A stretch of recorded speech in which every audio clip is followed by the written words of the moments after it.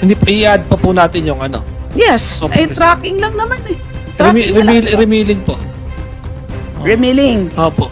Tsaka po yung shortage. Oh, remilling. Remilling, ibig sabihin luma na? Why Opo. did you have to remill? Opo, aging rice po yun.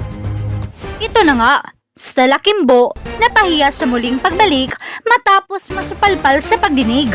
Pero bago ang lahat, maaari kayong mag-subscribe para maging updated sa mga issue at bagong mga balita.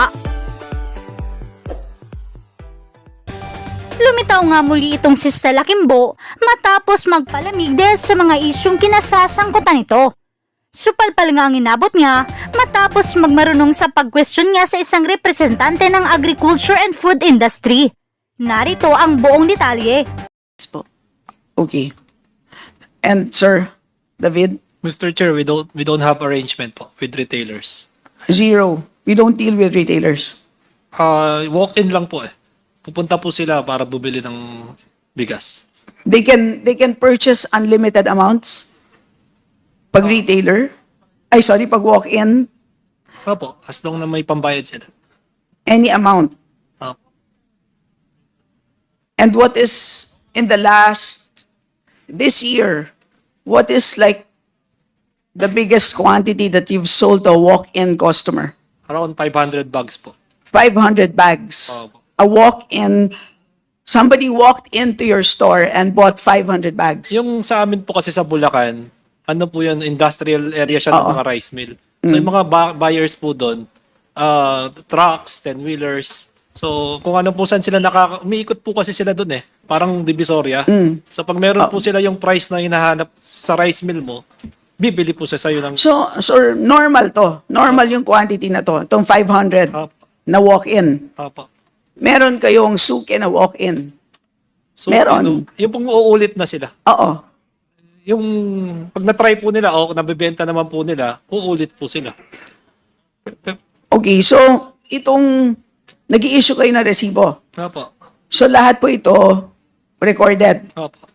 Pati yung pangalan ng bumili. Opo. So, Mr. Chair, may we request all our importers who have retail clients to submit their records of retail sales in 2023 and 2024. Yes, so reminder po dun sa ating mga importers. Is it clear po that please comply with the request of the Honorable Stella Kimbo? May I just follow up lang with Mr. David? I think yesterday nabanggit ko, hinihingi ko yung stock inventory levels ninyo, your average, on a yearly basis. Did you submit to the We committee? have po, Mr. Chair. Sige, can you please submit to the committee secretariat? Okay po. Okay. Please proceed. Yes, Councilor. ang last na lang is milling naman. So I asked about pautang and then I asked about retail. Ang tanong ko naman next is on milling. Sino po sa inyo ang merong milling? Let's start with Ma'am Rosalyn. I don't have po. Yes, Davao Solar. Wala din po kami, Mr. Chair. Ma'am, Hindi din kami Miller. Hindi din po kami Miller. Sa Soda Trade, hindi kami mailer. Wala din pong mailing si RVDI. okay. The reason for why I asked Mr. Chair is Mr. David, di ko pa narinig. yes, before we go to sige. G4, Mr. Chair, ano ba yung shelf life ng imported rice? Tama ba na 60 days? Is that correct? Like when from the day that it lands, you need to sell that within, Ma'am Rosalyn, you need to sell that within how many days, ideally? Ideally, we have to sell it in 1 month before it gets infested. Yes. And then, normally, after 2 months, discoloration will happen. So, in the 3rd month, It has to be remilled. Yes, parang ano na, the infestation nanganak na siya. So it will get moth-like substances. So the longer it stays in your warehouse, the more deterioration will happen. So in which case, when that happens, how often does that happen? Depends on the situation and the kind of rice that you have. So, for instance, in my case, it happened when, let's say, example, I'm very slow in Thai rice, 25%. So, natagalan siya, and then we had to sell it at a loss. So, yun, habang tumatagal siya sa bodega mo, habang nagde-deteriorate siya, how do you say that in Tagalog? Tinatawaran ng buyer kasi doon sa quality. So, kung ayaw mo nang talagang makarry yung rice na yan, kung anong tawad, ibigay mo na lang para to cut losses. Yes, but if you remill it, Yes, if we remill it, then I think the appearance will be better. But for us with no rice mill, we have no capacity to do that. And if we have to contract with a rice mill, the nearest mill we can find is probably, let's say, Bukidnon, which is about, let's say, 80 kilometers away from us. That would cost more.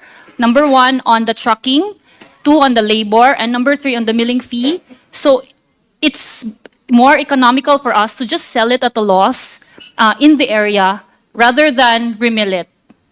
so this year, how many times, if any, did you undertake remilling?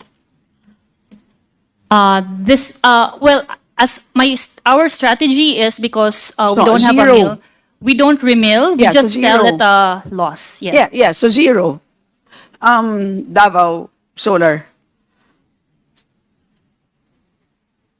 Mr. Chair, as far as I know po, around 30 days and the maximum. Yeah, so Mr. Chair, ang tanong ko is like this year, ilang beses, wala kayong mill, so katulad ng sinabi ni Ma'am Rosaline, either you sell at a loss or you remill. Ilang beses kayo nag-remill itong taon na to? Well, di po kami nagre-remill po eh. You don't? Sinisell lang po at cheapest price po. If deteriorate na po yung bigas. Okay, Ma'am, Yung binibenta na lang namin ng palugi. so hindi din kayo nagre-remill. Minsan. Pero Like, itong hindi taon na rice. to? Itong taon na ito, ang nire-remil namin yung malagkit. Kasi hindi mabenta. Yung Kaya malagkit? kailangan. Oo. Okay, pero Twice lang, twice. Twice. Okay po. Hintong sa amin po from start, wala po kaming nire-remill. Kailangan Wala, wala zero. po, zero po. Okay. Ma'am, Sa soda trade, hindi kami nag-remill. Kung mayroong medyo luma na bigas, ibebenta naming palugi. River Valley? We don't remill din po. Ever? Based po sa data this year, wala pong Last year? Hindi din po. Never? Yes po. Okay. Mr. David, do you own a mill? Opo. Okay, dapat kasi G4 Rice Mill Corporation, right? Opo. Okay, so as a revenue source, ilang porsyento ng total revenue source ninyo comes from the rice mill? Around 30 to 40% po. And the Ito pong 2024. But original po, ang business po talaga namin ay rice. Rice milling lang po. originally rice milling. Opo. Kailan po kayo nag-undertake ng importation? 2017 po. Okay, saan mas malaki kita?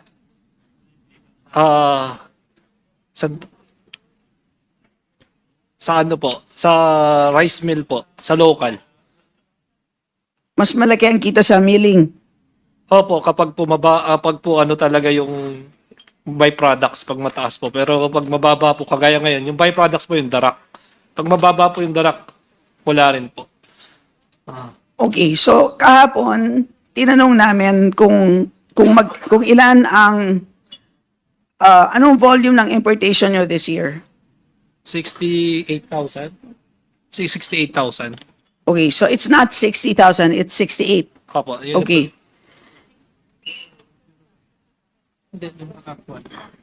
Yung actual 68,000. 68. And kayo rin po yung nag-attempt na mag-purchase ng 75,000 metric tons from NFA? 50,000, no po, 50,000 bags. Sorry, 50,000 bags. Bags po yun. Sorry, 50,000 bags from NFA. Opo. And ito na yung fully paid. Opo. Okay. Magkano yung total price? You 1 to 50 times 50,000. magkano per kilo? 25 po. 25 pesos per kilo. Ang laki na natipid nyo, no?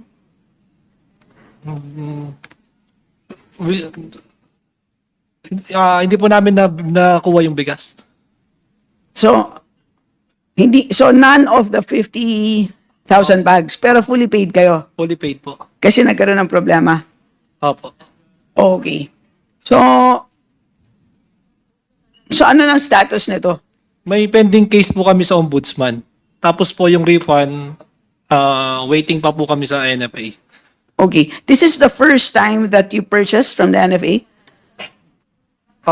Under G4 po. Opo. Under G4? Opo. Under, Ay, opo. First time. first time? Opo. Tsaka yung last year po. Prior po ng itong ano na to, 50,000, mayroon pa pong yung previous year. Last year, nakabili po kayo sa NFA? 2023. Opo. 2023, nakabili po kayo. Opo. Ilan bags? Hindi ko na po maano yung exact. Yan ako. Ballpark figure. More than 1,000? More than 10,000? Pwede po ngayon, no? 100, 200? Hindi naman po, hindi Ballpark, naman po, ballpark figure. Within a range of this to that. Siguro po mga 40 or 60, mga 40 to 60 po siguro. 40 To 60. to 60,000 bags. 40 to 60,000 bags. This was 2023. Opo. Actually purchased, actually delivered. Opo. Magkano po per kilo? 25 po. 25 pesos. At that time, magkano po sa inyong pagkatanda? Magkano yung presyo ng bigas 2023? Mataas din, no? Opo. Mga nasa magkano? Magkano ang... Yeah, Mr. Chair, can we request, with due courtesy to Constella, can we request the resource person to speak closely to the microphone? Okay po. Kong Stella, habang nasa pagkukwenta kayo, na-mention ninyo, Mr. David, noon, that you had a partner who is NBK San Pedro. In-invite ko po siya. Not partner po. Kaibigan mo, very close friend. Ano ang Ano rin po siya, rice mill sa Intercity. so ganun lang kalakaran talaga diyan, parang mag-invite ka na lang yung since ano ka pa ba time at 20 anong year ka namimili sa NFA? Yun lang ng po, yung aging stocks? 2023 po. 2023 lang. Opo. Prior to that, Never po. yes. So friend lang talaga si NBK. So baka NBK San Pedro, sorry, kasi Kong Stella, for your information, NBK San Pedro also bought 25,000 bags. Oo, bags ito, di ba? Oo. So plus 25,000. Tama ako, Mr. David? Opo, Mr. Chair. So, in addition to the 40 to 60,000 bags, meron pang 25,000 bags through the partner. So, Mr. Chair, ang laki po ng kinita ng Mr. G4 Chair, noong taon 2023. Constella, it's no? not 40, it's 50 for G4. For G4 Rice Mill Corp, it's 50,000. 25,000 for Quezon and another 25,000 for Region 4 and NCR. That's Batangas and NCR. And NBK is another 25,000. So that's a total of 75,000 bags. So 75,000 times 50 kilos, that's the total volume. Tama. Napaka swerte niyo naman po. Kasi, of course, ang polisiya ng NFA is to buy high from the farmers and then to sell low to their customers. Napakaswerte niyo naman na kayo ang naging customer ng NFA. So, nakabili kayo ng low at kayo naman po ay trader. Magkano niyo naman po binenta itong nabili ninyo na 25 pesos noong 2023? Parang nasa 37 to 39 po per kilo. So, halos Pero may add-ons pa po yun. Yung tracking cost, tsaka handling, tsaka remailing. So, meron kayong 56% margin over this 25 peso cost of goods. Hindi pa, i-add pa po natin yung ano. Yes, Opo, ay President. tracking lang naman eh. Tracking na lang, diba? Remailing po. Remailing. Opo. Tsaka po yung shortage. Oh, Ah. remailing. Ibig sabihin luma na? Why Opo. did you have to remill? Opo, aging rice po yun. So you had to remill. Opo. But don't you own the mill? So I own- ibig sabihin it's relatively cheaper compared to others. Opo, pero i-compute mo pa rin po sa ano, Okay, so what's the cost? ang remailing. Ang ano Okay. po namin, 50 pesos per bag. Oh. Okay, pwede naman natin i-compute. But just on record, Mr. Chair, itong 25 pesos per kilo, binenta ng, was it 39? Did you say? 37 to 39 37 sa retail. po. Opo. Sa And- ano po, In, yung po sa Bulacan. Yung sa walk-in po Bulacan. doon. And anyway, I believe that yesterday, hiningi naman ni Mr. Chair ang record so we can check naman po. Opo. Yes, okay.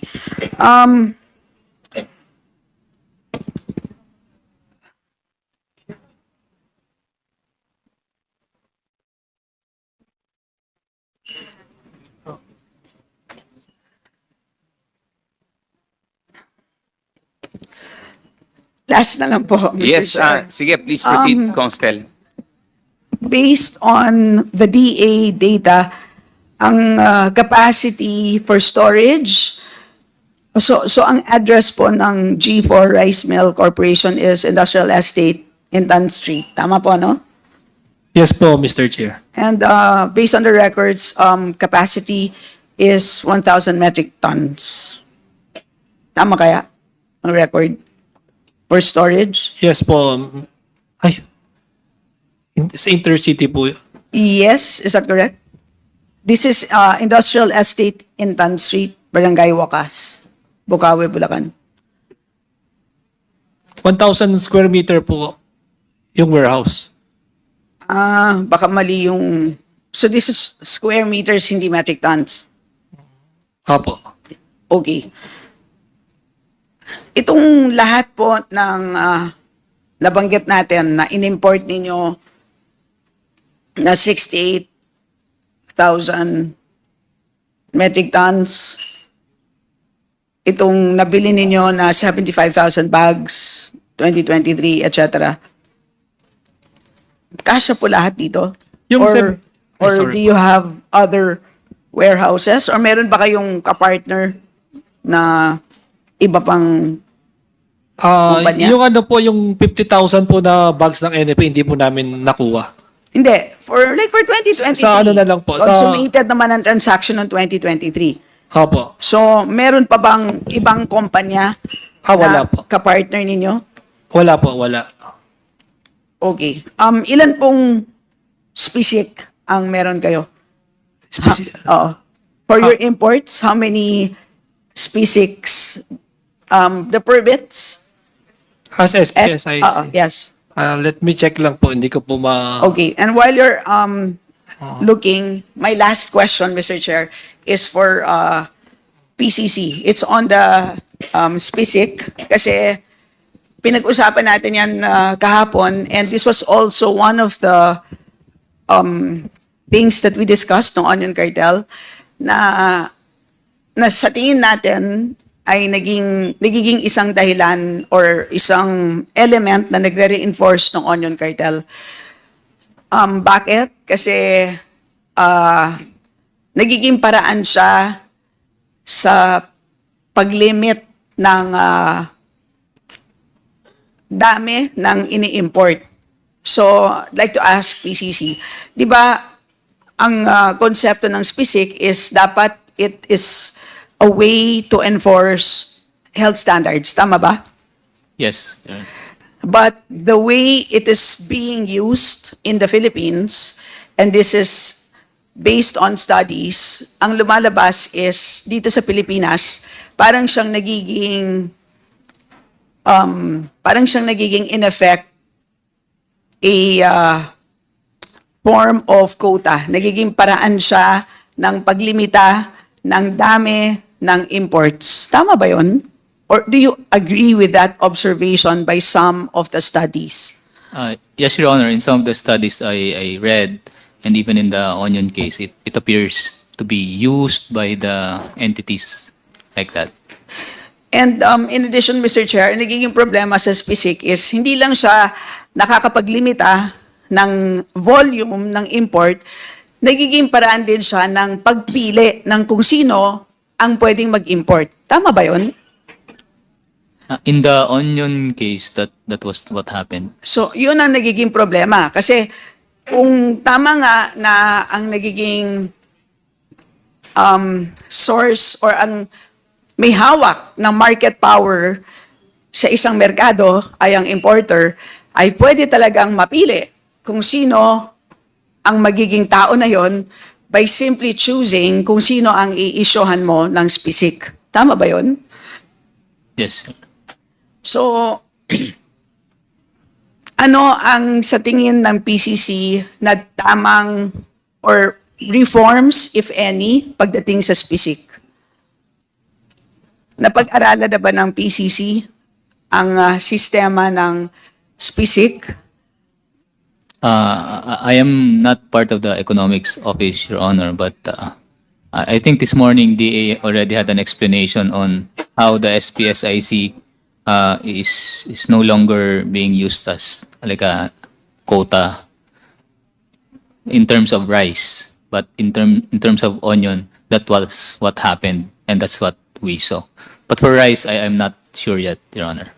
Pero siguro, and there, Mr. Chair, I think ito ay isang bagay na dapat talagang pag-aralan, and sana nakikinig si Director Panganiban. We had already raised this issue nung pinag-uusapan natin ng onion cartel na kailangan na talaga natin ireforma ang sistema ng pag-issue ng SPISIC dahil hindi lang naman sa paglimita ng volume ng pag-import, it is really in selecting ang pagpili ng kung sino ang makakatanggap ng SPISIC.